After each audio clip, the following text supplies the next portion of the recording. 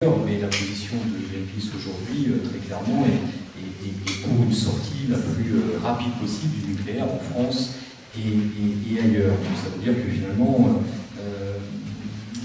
l'ADN de Greenpeace, qui était celui d'une position contre le nucléaire en 1971, n'a pas changé. Ça reste l'un des fondamentaux de Greenpeace d'être pour une sortie totale et la plus rapide possible en France, encore une fois, et ailleurs, du nucléaire. On a évolué parce que le nucléaire a évolué aussi, parce qu'il y a des pays qui sont déjà sortis ou qui sont en train de sortir du nucléaire, donc on suit attentivement ce qui se passe dans ces pays-là, à l'inverse des pays qui investissent massivement dans le nucléaire aujourd'hui aussi, donc on suit également ce qui se passe dans ces pays. La technologie elle-même a évolué. Les problématiques ne sont plus forcément peut-être les mêmes qu'en 71 où c'était avant tout un combat contre les essais nucléaires. Aujourd'hui, il n'y a plus d'essais nucléaires qui existaient en 71. Mais en tout cas, la campagne historique de Greenpeace et le positionnement historique de Greenpeace contre le nucléaire reste le même aujourd'hui, reste l'un de ces axes de travail principaux. Et toujours pour les mêmes raisons. Toujours pour les mêmes raisons, qui sont que le nucléaire est une énergie dangereuse, que le nucléaire est une énergie chère et que le nucléaire est une énergie sale. Donc ça n'a pas changé. On reste convaincu aujourd'hui qu'on peut et qu'on doit se passer de l'énergie nucléaire dans le monde. Donc ça n'a pas changé. Les raisons restent les mêmes. Pour 40 ans de combat, parce que c'est vraiment, par moment, ça a vraiment été des combats, en tout cas chez Greenpeace, pour finalement quel résultat parce que le nucléaire est toujours là, il s'est développé, il s'est installé. Est-ce que vous avez l'impression que ce combat a aujourd'hui encore une utilité? Est-ce qu'il a eu une utilité par le passé? Est-ce qu'il y a un petit peu moins de centrales nucléaires que si Greenpeace n'avait pas été là?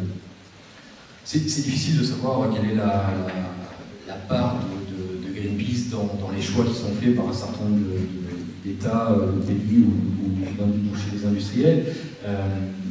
Ce qui est certain, c'est que dans le monde, oui, ça a eu un impact parce qu'il y a beaucoup de pays qui sortent du nucléaire, qui sont déjà sortis ou qui sont en train de sortir du nucléaire. De plus en plus, si on regarde chez nos voisins, aujourd'hui, les Allemands sont en train d'annoncer leur sortie du nucléaire, les Belges, les Suisses, les Italiens et d'autres. Donc ce mouvement-là se poursuit. En France, on n'a pas encore réussi. En France, ce qu'on a réussi, je pense que là, Greenpeace a eu un impact considérable, c'est une prise de conscience différente, un éveil des consciences différents. Grâce à Greenpeace et à d'autres organisations et à d'autres militants, il y a une prise de conscience du risque nucléaire qui est plus importante que si on n'avait pas été là pour le faire, parce que ce n'est pas l'État qui a fait ce travail-là, ni les industriels. C'est-à-dire qu'il y a eu pendant des années, et ça continue encore aujourd'hui, un déni du risque du nucléaire, et que Greenpeace a été l'une des rares voies indépendantes, l'une des rares sources d'informations indépendantes, l'un des rares contre-pouvoirs concernant l'industrie du nucléaire. Alors on dit toujours qu'en politique, il faut chercher à convaincre. Est-ce que vous avez l'impression que chercher à convaincre, ça marche, ou est-ce que ce qui marche le plus, c'est survoler une centrale nucléaire, balancer un fumigène dessus pour montrer que c'est sûr par rapport au risque, même par rapport à ça, c'est pas sûr. Est-ce que ce sont les actions spectaculaires qui font avancer les choses? Les actions spectaculaires permettent de convaincre les plus réticents.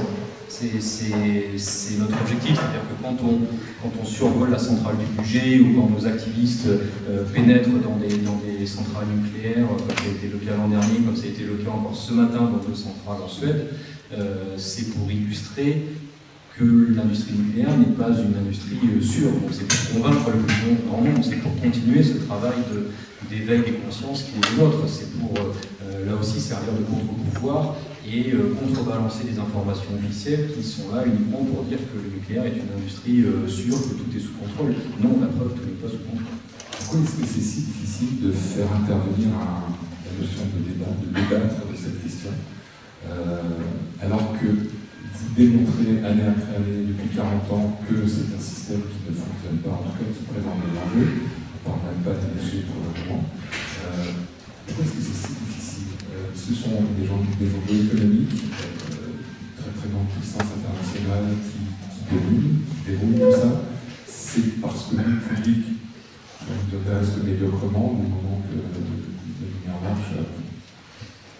Non, je crois que ça tient à plusieurs raisons. Déjà, ça tient à la nature même du nucléaire. La matière nucléaire elle-même est peu compatible avec la démocratie, avec la transparence. C'est une matière dangereuse, c'est une matière qui est utilisée à des fins militaires. Donc, on aura beau faire tout ce qu'on peut, il n'y aura jamais de totale transparence dans le domaine du nucléaire. La matière elle-même ne le permet pas. Il n'y a qu'à voir la sécurité qui entoure les sites nucléaires. On voit bien que c'est une matière qui est différente des autres. C'est une énergie qui est différente des autres.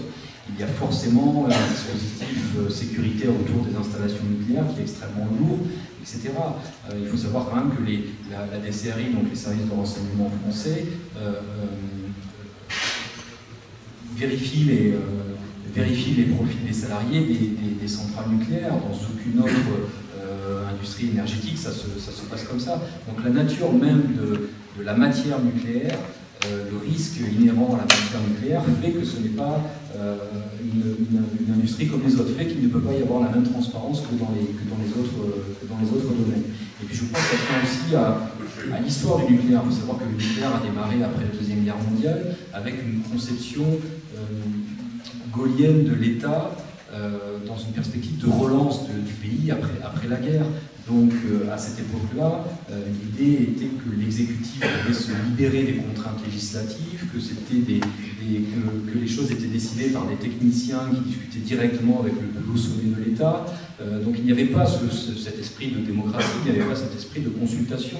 Et ça a perduré, malheureusement ça a perduré. Il n'y a jamais eu de vrai grand débat public sur la question du nucléaire. Donc c'était déjà le cas après la Deuxième Guerre mondiale.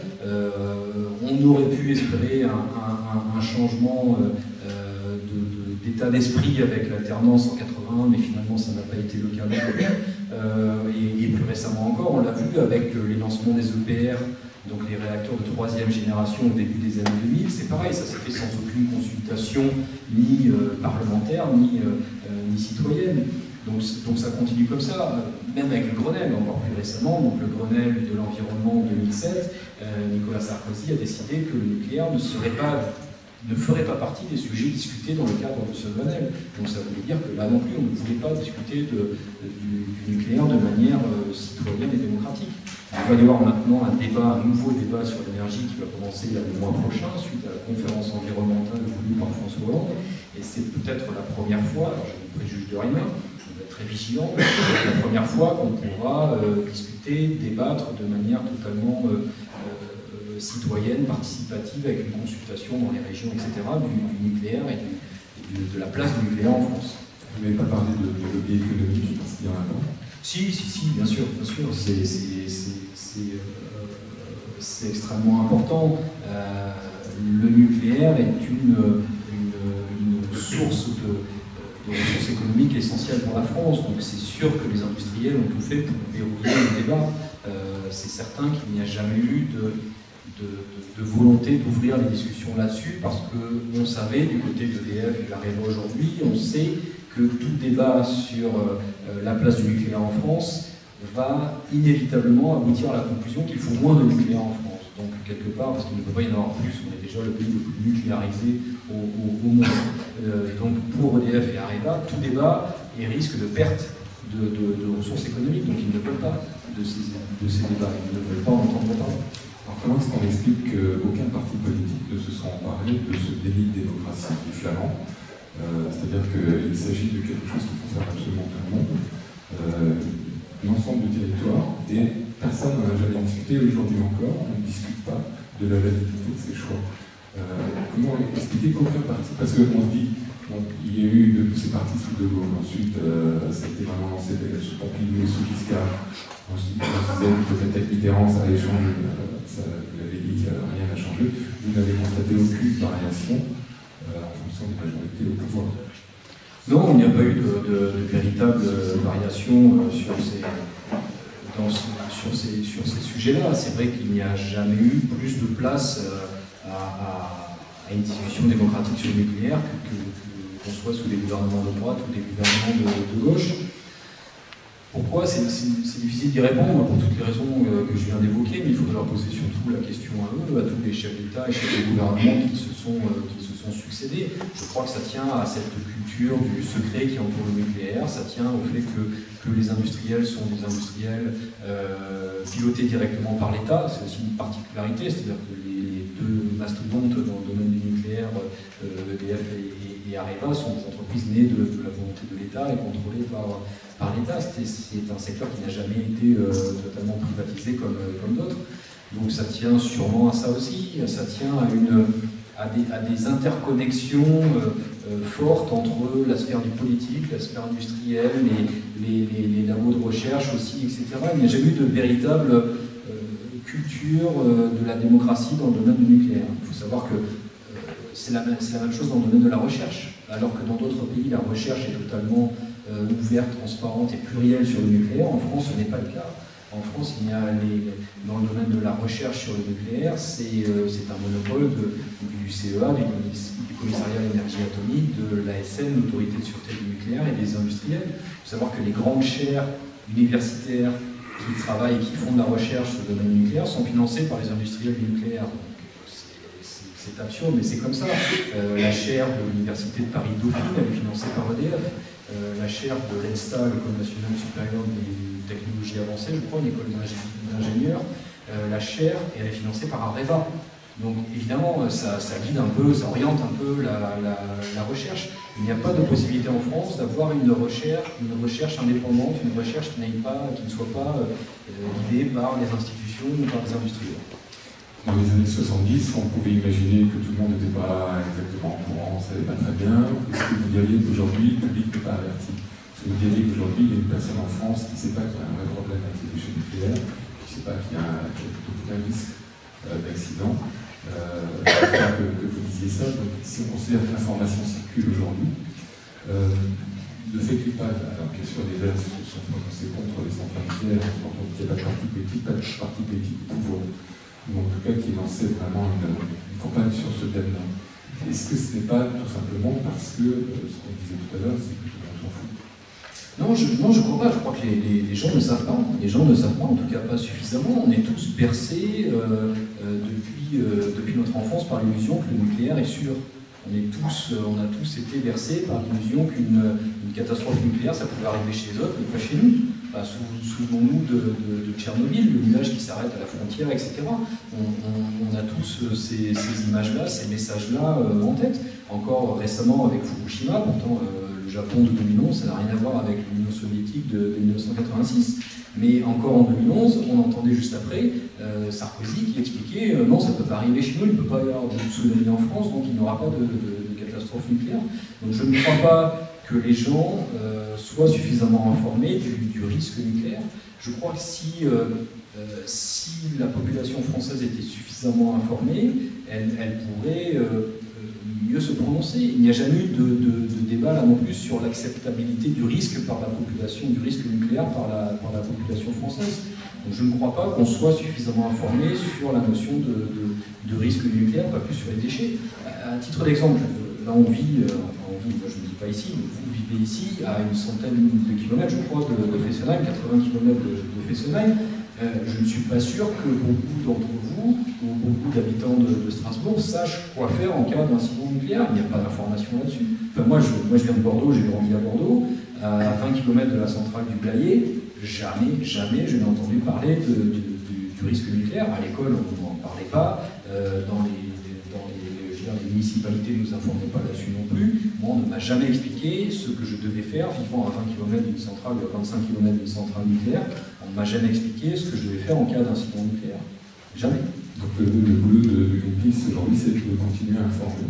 Est-ce que ça suffit? Ça ne suffit pas, non, visiblement, mais c'est un premier pas, enfin, c'est une étape nécessaire. C'est une étape nécessaire. Ce n'est pas ça qui va tout changer, mais j'ai le sentiment que si les Français étaient mieux informés de la réalité du risque du nucléaire, de la réalité du coût, on ne va pas parler non plus, mais du coût du nucléaire, où là aussi on nous ment depuis des années en nous disant que le nucléaire est une énergie peu chère par rapport aux autres énergies, ce n'est pas vrai. Si on était réellement informé de tous les enjeux, de toutes les conséquences du nucléaire, je pense que beaucoup plus de Français iraient se mobiliser devant les centrales, beaucoup plus de Français demanderaient la fin immédiate du nucléaire. Alors, le nucléaire, vous disiez, il y a des pays qui sont en train d'en sortir. Qu'est-ce que vous voyez de la France? On a commencé à être en train d'en sortir ou pas encore, puisque on annonce la fermeture de Fessenheim?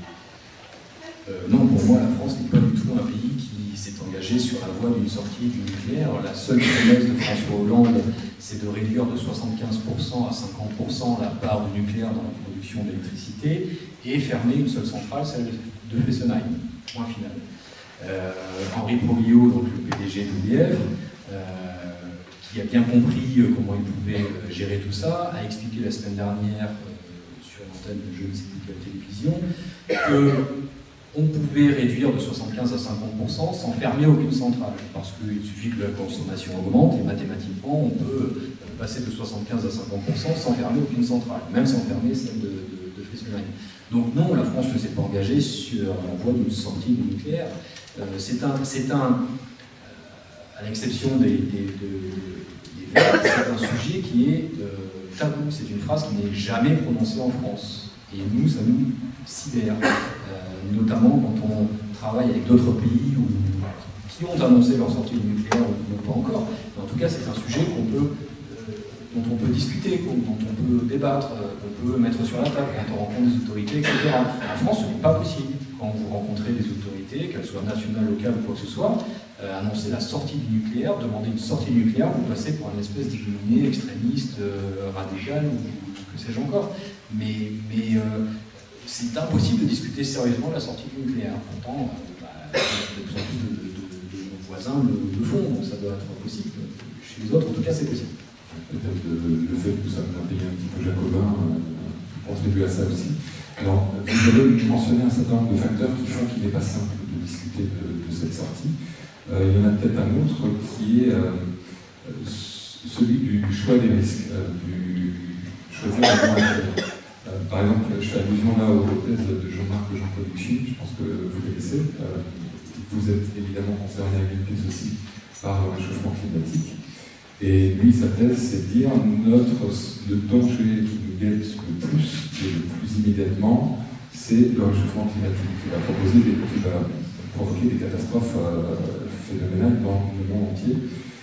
À ce regard-là, à cet égard-là, il est peut-être plus judicieux de garder les centrales nucléaires, même avec les déchets et même avec les accidents de temps en temps. Ça fera moins de dégâts que le réchauffement climatique. Est-ce que vous avez par rapport à ça un point de vue? Oui, on a un point de vue très très clair. C'est une illusion, c'est une manipulation. Le nucléaire ne change rien pour la réduction des gaz à effet de serre, qui sont le principal facteur du réchauffement climatique. Aujourd'hui, les principaux facteurs d'émissions de gaz à effet de serre, c'est le transport, c'est la déforestation. Je ne vois pas en quoi construire plus de centrales nucléaires changerait quoi que ce soit dans ce domaine-là. Ou alors il faut que nos voitures passent à propulsion nucléaire, mais c'est pas encore demain qu'on va y arriver. Donc non, Jean-Marc Jancovici, qui est un chercheur compétent, connaît bien les limites de son raisonnement. C'est un argument utilisé par l'industrie nucléaire pour faire passer l'énergie nucléaire pour une énergie propre. Ils utilisent d'ailleurs le mot de l'énergie décarbonée pour montrer que ce serait une énergie propre. Non, en plus c'est trop tard. Si on voulait que l'industrie du nucléaire ait une influence sur la réduction des gaz à effet de serre, il faudrait construire je ne sais combien de fois le nombre de centrales existantes. Construire une centrale, ça prend des années, etc. Donc non, c'est faux. L'industrie nucléaire n'a aucun impact positif sur la réduction des gaz à effet de serre et donc aucun impact positif sur la lutte contre le réchauffement climatique. Comment est-ce que vous voyez les choses évoluer maintenant, à partir de la situation dans laquelle nous sommes aujourd'hui, avec un pouvoir qui n'est pas franchement déterminé à sortir du nucléaire, qui n'a pas annoncé? Comment est-ce que vous voyez l'évolution des choses? On va doucement prendre conscience des choses et dans 50 ans, 70 ans, on va envisager de se poser des questions, ça va être plus rapide? Moi je crois que ce qui est déterminant, alors déjà effectivement il n'y a pas d'annonce de sortie du nucléaire, je ne comprends même pas qu'il y ait une volonté de sortie du nucléaire de la part du gouvernement français, mais en tout cas il y a une place pour en discuter, ça c'est nouveau. nouveau, incontestablement, il va y avoir ce débat sur l'énergie, on va pouvoir discuter du débat, je ne sais pas ce qui en sortira, mais en tout cas, au moins, on va en discuter, c'est déjà une avancée. Mais moi, je crois que ce qui sera déterminant, c'est les exemples entamés aujourd'hui par nos voisins. Si l'Allemagne, notamment, réussit sa transition énergétique, réussit à sortir du nucléaire, ça va faire tomber tous les arguments utilisés aujourd'hui par les industriels français ou par les politiques français qui disent que les Allemands ne vont pas y arriver, que les Allemands, pour sortir du nucléaire, ils vont utiliser le nucléaire des centrales françaises, qu'ils vont relancer des vieilles centrales polluantes au charbon et donc contribuer à émettre encore plus de gaz à effet de serre, etc. Donc si les Allemands, si les Belges, si les Italiens, les Suisses, etc. Réussissent demain, dans quelques années, sans nucléaire du tout, je suis convaincu que ça changera majoritairement la position chez nos responsables politiques en France. Donc on compte sur les voisins. Non mais oui, il y a un peu ça. Enfin, souvenons-nous, là aussi, combien de fois Sarkozy a utilisé l'exemple allemand pour promouvoir une politique industrielle, une compétitivité, etc. Le nucléaire est le seul domaine où il n'a jamais utilisé l'exemple allemand. Aujourd'hui, en termes de consultation, est-ce que vous avez des... Qu'est-ce que vous réclamez en fait? Est-ce qu'un référendum serait intéressant? Une autre forme de consultation, des débats qui n'ont jamais été possibles avec EDF par exemple. Vous m'avez dit tout à l'heure, vous avez Greenpeace France a pu faire un débat avec Areva une fois. Et jamais avec EDF. Non. Oui, nous on demande plus de transparence, plus de démocratie dans ce domaine-là, plus de consultation, plus d'information, plus de concertation, etc. S'il va y avoir un débat, c'est un bon point. On espère que ce débat sera tout à fait neutre et se déroulera dans des conditions tout à fait honnêtes, transparentes, intègres, etc. Ce qu'on demande, c'est de connaître un peu mieux la réalité de l'industrie nucléaire en France. Il a fallu se battre pendant des années pour accéder à quelques informations essentielles sur la sûreté. Il y a eu des pas de fait. On a plus d'informations aujourd'hui sur la sûreté du nucléaire en France qu'il y a des années. Il y a notamment une loi qui a été adoptée en 2006 sur la transparence dans l'information nucléaire, qui a mis en place un haut comité sur la transparence dans l'information sur la sûreté du nucléaire, qui a renforcer l'indépendance de l'ASN, l'autorité de sûreté du nucléaire. Donc, il y a eu quelques progrès qui ont été accomplis, mais c'est loin d'être suffisant. Aujourd'hui, on n'a encore pas d'informations, très peu d'informations sur le transport des matières radioactives. Pourtant, toutes les semaines, il y a des transports de matières radioactives qui traversent la France dans des conditions absolument scandaleuses. Alors, qu'est-ce que vous réclamez un référendum? Ça vous semble exagéré? Non, parce que je trouve que c'est un moyen de se défausser. À un moment donné, il doit y avoir un projet politique, il doit y avoir une volonté politique. Et je trouve que l'utilisation du référendum, c'est un moyen politique de se défausser de nos responsabilités. Nous, on demande un vrai engagement de sortie du nucléaire, un vrai plan qui permette de mettre en place une sortie du nucléaire en France. C'est-à-dire avec des énergies de substitution, avec de vraies propositions, et pas seulement dire on va en sortir. Exactement, il y a des scénarios qui existent. Greenpeace est en train de travailler sur son scénario. On sortira notre scénario pour une transition énergétique d'ici la fin de l'année, avec une sortie du nucléaire, sans pour autant augmenter l'émission de gaz à effet de serre. Donc il y a des scénarios réalistes, tout à fait réalistes, tout à fait sérieux, tout à fait scientifiques qui existent aujourd'hui pour sortir du nucléaire d'ici quelques années. Ça repose sur quoi? Sur la diminution de la consommation essentiellement? Sur la maîtrise de la consommation, sur l'efficacité énergétique. Donc à ce titre-là, le plan ambitieux qui a été annoncé de rénovation des bâtiments est une bonne chose si les objectifs sont tenus. C'est un développement massif, et je parle d'un développement massif des énergies renouvelables, on peut le faire. Il y a aussi beaucoup de pays le font, il n'y a aucune raison que la France n'y parvienne pas. Donc oui, tout est là aujourd'hui pour mettre en place cette transition énergétique dont on a besoin. Une piste peut-être intéressante, c'est la piste économique, c'est-à-dire qui a été évoquée par le président de la République, c'est-à-dire faire un FSMI, mais on va mettre en place, essayer de monter une vraie industrie du démantèlement, qui est à mettre en place, personne ne sait faire pour le moment. Ça aussi, ça fait partie des pistes intéressantes. Oui, ça fait partie des pistes intéressantes parce que pour la première fois, et ça a été quand même l'un des acquis principaux pour moi de cette conférence environnementale, pour la première fois, j'ai entendu dans la bouche d'un dirigeant français, en l'occurrence Jean-Marc Ayrault et je crois que François Hollande l'a dit aussi, que l'environnement pouvait être un levier pour la relance économique de la France et non plus une contrainte ou un obstacle. Pendant des années, on nous a expliqué que l'environnement était vécu comme une contrainte, comme un obstacle à la relance. Il fallait privilégier la relance économique et tant pis pour l'environnement. Aujourd'hui, on a le sentiment que, au moins dans les discours en tout cas, les discours ont changé et que l'environnement peut, les fameux emplois verts dont on parle très souvent, peuvent participer à la relance de l'économie en France. Donc c'est un bon point, maintenant il faut passer aux actes. Mais en tout cas, au moins dans les discours, on a le sentiment qu'il y a eu que quelque chose a été compris. Vous êtes à Greenpeace depuis quelques mois seulement, enfin en tout cas président, directeur, je ne suis pas président. Pas directeur. J'imagine qu'avant vous étiez militant, mais en tout cas c'est un domaine qui m'intéressait. La foi des militants tient à quoi? C'est les militants qui se renouvellent, c'est la foi qui se renouvelle, comment?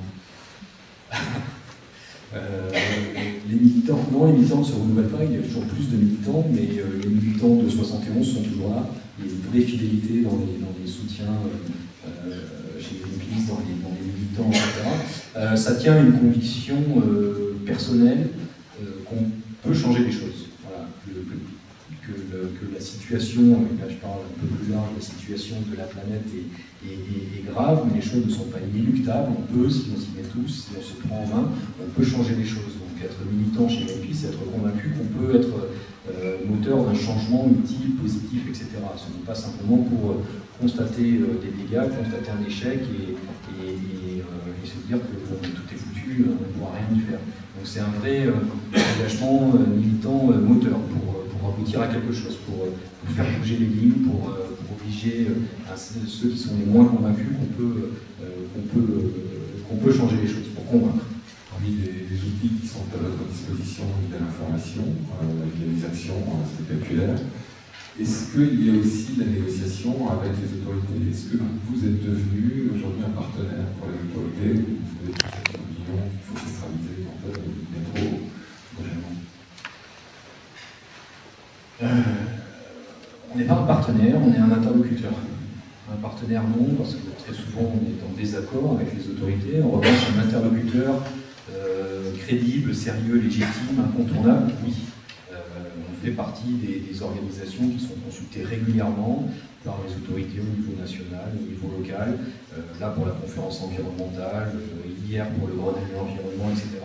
Donc on est considéré comme un interlocuteur incontournable parce que, au-delà de nos actions spectaculaires, de notre engagement militant, etc., on fournit aussi une contre-expertise utile, y compris pour ceux qui sont en désaccord avec nous.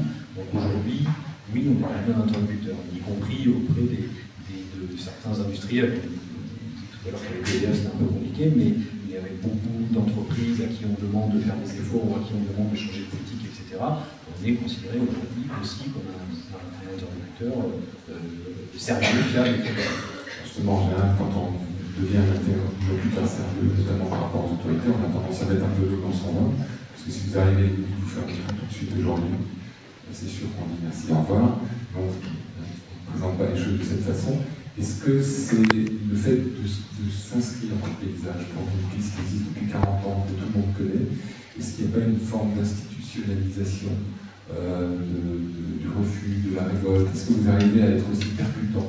Est-ce que quand vous sortez d'un bureau d'un ministre, vous dites qu'on a bien parlé, mais on va quand même mettre des fumigènes à faire ça? Oui, c'est ça, il faut être dedans et dehors. Et je crois qu'on est, oui, il y a un vrai risque d'institutionnalisation, il y a un risque d'essoufflement, il y a un risque de perdre un peu notre radicalité, notre fermeté. Mais je crois qu'on est vigilant là-dessus, qu'on y veille. Honnêtement, demander si vous avez l'occasion, à Jean-Marc Ayrault, François Hollande ou Delphine Batho, je pense qu'ils étaient contents de nous voir partir après la fin de chaque réunion dans un bureau présidentiel ou ministériel, parce que on dit les choses quand on a François Hollande ou Delphine Batho en face de nous, on leur dit les choses avec les mêmes mots, avec la même radicalité que ce qu'on peut dire quand on est dans la rue, quand on est sur le terrain, quand on est avec les organisations militantes, etc.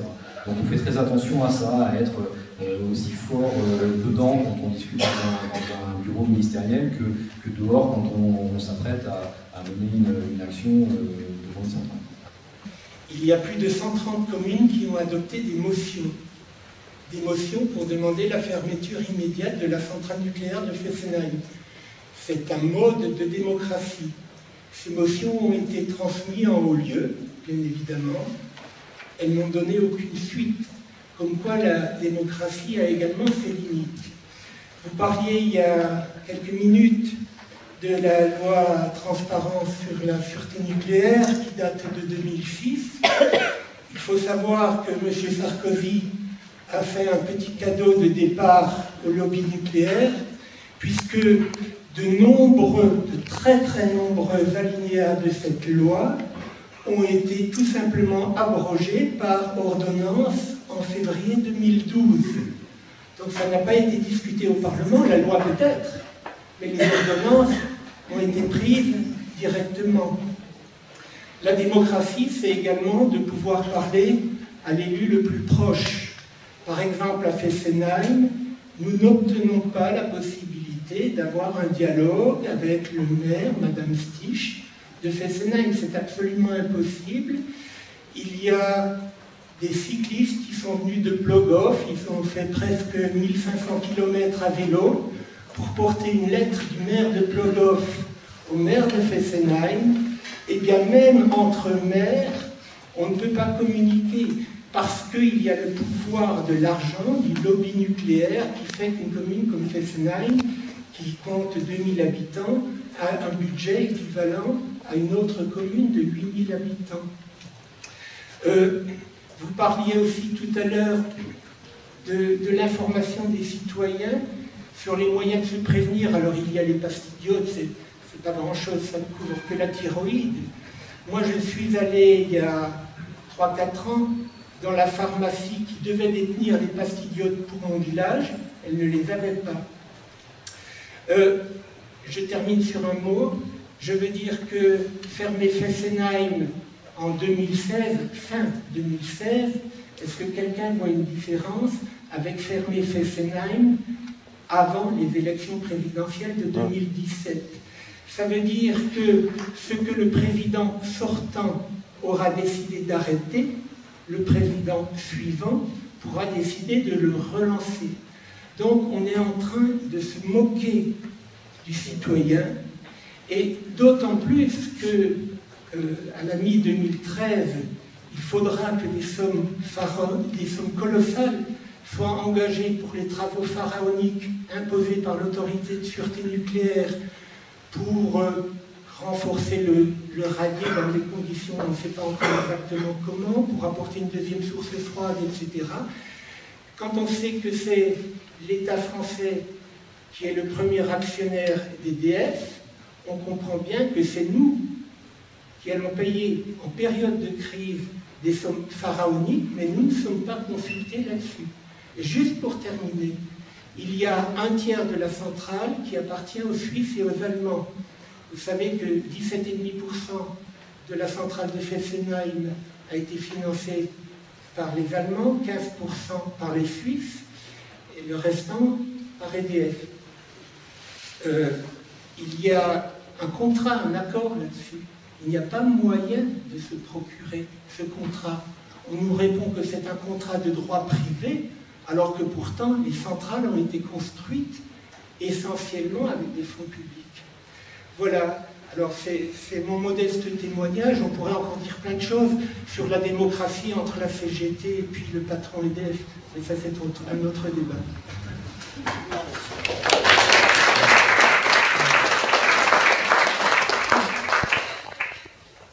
Je pense que vous êtes d'accord avec ce que vous dites. Absolument.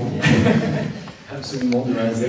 Oui, non, c'est assez sidérant d'entendre que des élus refusent même de recevoir ceux qui ne pensent pas comme eux. Qu'ils ne soient pas d'accord avec vous, avec nous, c'est une chose, mais qu'ils refusent même de nous recevoir, c'est assez sidérant. Effectivement, ça témoigne d'un esprit antidémocratique. Sur effectivement les motions qui ont été votées dans tout un tas de communes, je crois même qu'à Strasbourg, une motion a été votée aussi pour la fermeture de Fessenheim, bah, ça prouve que là-dessus, le centralisme à la française reste prédominant. La gouvernance dans le domaine de l'énergie, elle se fait à Paris, elle ne se fait pas ailleurs. Et quelles que soient les volontés des élus locaux, c'est à Paris que ça se décide. Et puis je suis d'accord avec vous aussi sur le fait que le peu d'engagements qui ont été ceux de François Hollande ne vont pas assez loin, parce que tout, à condition qu'il fasse quoi que ce soit, mais tout ce qu'il pourrait faire pendant ces 5 ans peut être défait immédiatement par le prochain président, ça c'est certain. Quand il annonce qu'il veut réduire la part de 75 à 50%, il l'annonce à l'horizon 2025. Donc dès 2017, le président suivant, s'il a une opinion différente, peut tout défaire et on aura abouti à quoi? À rien. C'est-à-dire qu'on peut se retrouver dans 5 ans avec une situation qui sera exactement celle d'aujourd'hui, avec une part nucléaire qui n'aura absolument pas changé, avec au mieux une centrale qui aura fermé, mais peut-être même pas.